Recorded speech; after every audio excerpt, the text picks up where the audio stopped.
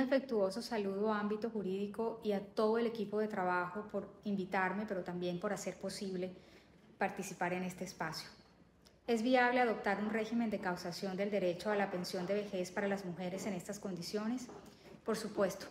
La Corte Constitucional en la sentencia en cuestión, la C-197 del 2003 y la reciente 054, explicó de manera detallada y de forma muy extensa todas las consideraciones constitucionales que lo permiten.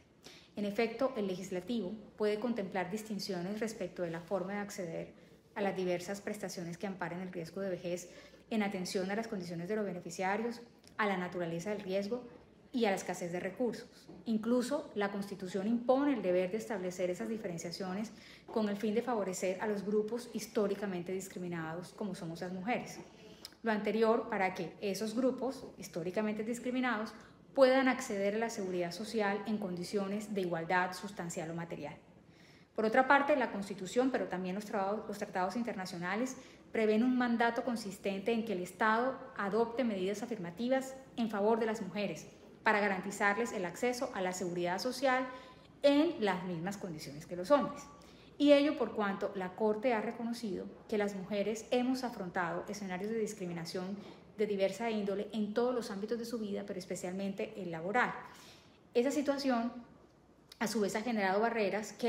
para que podamos acceder a las prestaciones de amparo durante especialmente nuestra adultez mayor. Y eso porque en tanto el sistema pensional es un sistema basado en la correlación estricta entre el empleo y la seguridad social, las mujeres encontramos enormes barreras para poder acceder a ese derecho en condiciones de igualdad porque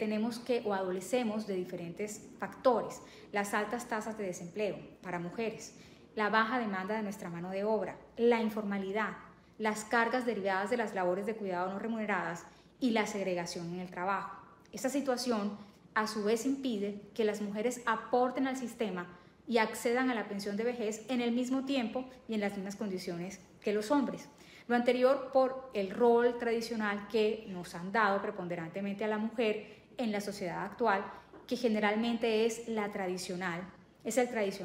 asociado al trabajo al hogar, a la reproducción, a la subordinación frente al hombre, quien por el contrario tiene un rol de proveedor y asume el desempeño de labores sociales mayor estimadas asociadas con el liderazgo y con la productividad.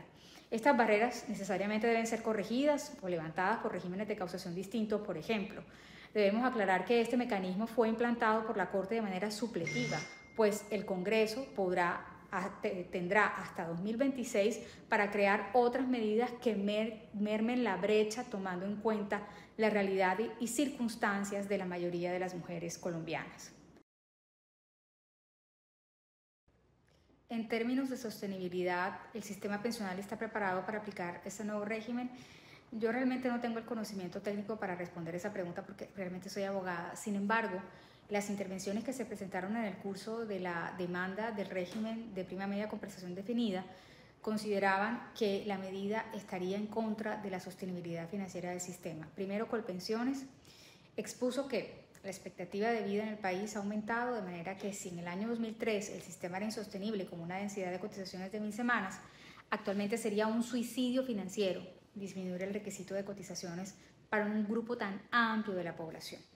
Además, se explicó que las pensiones de nosotras las mujeres tienen una duración aproximadamente de 11 años superior a la de los hombres. Y eso porque adquirimos el derecho pensional 5 años antes y tenemos una expectativa de vida mayor de 6 años. En esa medida, el Estado tiene que disponer de muchos recursos, de recursos adicionales para financiar esas prestaciones. El DNP y el Ministerio de Hacienda explicaron que esos recursos adicionales que tendría que disponer el Estado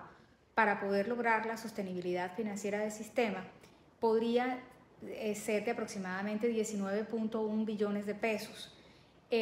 lo que significa que no es sostenible para el sistema pensional. Eso porque tiene que aumentar el valor de los subsidios necesarios para financiar este tipo de pensiones, porque se incrementaría el número de pensionados y a su vez el costo del pasivo pensional del régimen. Según los intervinientes, entonces, el cambio normativo generaría un aumento en el número de mujeres que reúnen requisitos para pensionarse. Los intervinientes afirmaron que los efectos descritos generarían un pasivo pensional que tan solo en los primeros 10 años, es decir, del 2022 al 2031, crecería en 9.2 billones anuales a precios corrientes. Hoy son 1.3 billones. Esto pues sería que se incrementaría en los años siguientes. Incluso la Corte Constitucional en las sentencias que estamos analizando tampoco hace un análisis de la sostenibilidad financiera de una manera palmaria, ni concluye siquiera si la medida se ajusta o no a dicho principio. De allí que le pasa la pelota al legislativo para que hasta el 2026 tome este mecanismo o cualquier otro que se adapte a la sostenibilidad financiera del sistema, eso sí basado siempre en estudios técnicos que evalúen si realmente financieramente se logra con esta medida adoptarse el cambio legislativo que permita esa disminución en la brecha. De cualquier manera, la Corte en estas decisiones recordó que es necesaria la ponderación de la sostenibilidad financiera del sistema pensional a la luz del contenido y alcance de los derechos fundamentales, lo que significa que de no ser posible que el Congreso lo armonice, no podrá convertirse la sostenibilidad financiera en una barrera o limitante irrazonable para la efectividad de los derechos constitucionales de las mujeres, por lo que deberá ceder en tal caso y se aplicarán las medidas afirmativas que correspondan. Es esa reducción del número de semanas cotizadas para pensionarse por vejez que aplica a todas las mujeres. Las fórmulas subsidiarias que propone la Corte Constitucional de reducir el número de semanas cotizadas de 1.300 a 1.000 en el régimen de prima media como requisito para acceder a la pensión de vejez y 2, de reducir el número de semanas cotizadas de 1.150 a 1.000 en el régimen de ahorro individual con solidaridad para la garantía mínima de vejez y permitiría así que las mujeres y las cabezas de hogar especialmente tengan derecho a la pensión de vejez en un menor tiempo, cobija a todas las mujeres trabajadoras del país que pertenezcan a uno u otro régimen pensional. El texto original de la reforma pensional que presentó el Ministerio del Trabajo al Congreso de la República no contempló una fórmula diferencial de requisitos para que las mujeres accedan a la pensión de vejez, pues este se presentó el 22 de marzo de 2023 y la sentencia de la Corte para el caso del régimen de prima media fue comunicada el 6 de junio del 23. En el caso del régimen de ahorro individual con solidaridad fue comunicada apenas el 29 de febrero de 2024. No obstante, en el texto que aprobó en el primer debate de la Comisión Séptima del Senado y que es el que el pasado 27 de febrero de 2024 inició su segundo debate, se dejó consignada la fórmula establecida por la Corte Constitucional, es decir, que las 1.300 semanas como requisito para que las mujeres se pensionen en este régimen se irán disminuyendo de manera gradual hasta llegar al 1.000, iniciando con la disminución el 1 de enero de 2026 con 50 semanas y así sucesivamente hasta llegar a 1.000 en el 2036.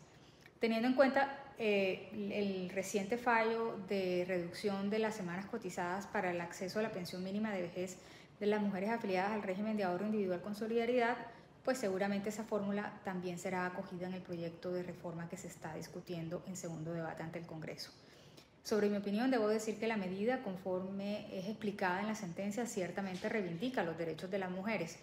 que siempre hemos tenido barreras para acceder a la pensión de vejez, siendo mucho más difícil para nosotros alcanzar los tiempos de cotización completos. Y eso porque, como lo expliqué en la primera pregunta, el rol que tradicionalmente se ha impuesto en la sociedad a las mujeres es de que somos cuidadoras naturales de la familia, y entonces somos quienes cedemos en muchas ocasiones los intereses laborales formales por cumplir con ese rol impuesto. Entonces la informalidad y la segregación son otro de los factores que contribuyen a ello. Luego la reducción de las semanas ciertamente corrige esa distorsión, ayuda a que más mujeres puedan gozar en su vejez de las prestaciones asistenciales y económicas del sistema de una forma autónoma y no simplemente como beneficiarias de sus parejas. ¿Cuál es su opinión frente al nuevo criterio de la Corte Suprema de Justicia que impuso entender que todos los periodos, semanas, mes o años se contabilicen en días calendario, esto es 365 o 366 días según corresponda para establecer el número de semanas cotizadas? Aunque es innegablemente un pronunciamiento a favor de todos los afiliados del sistema,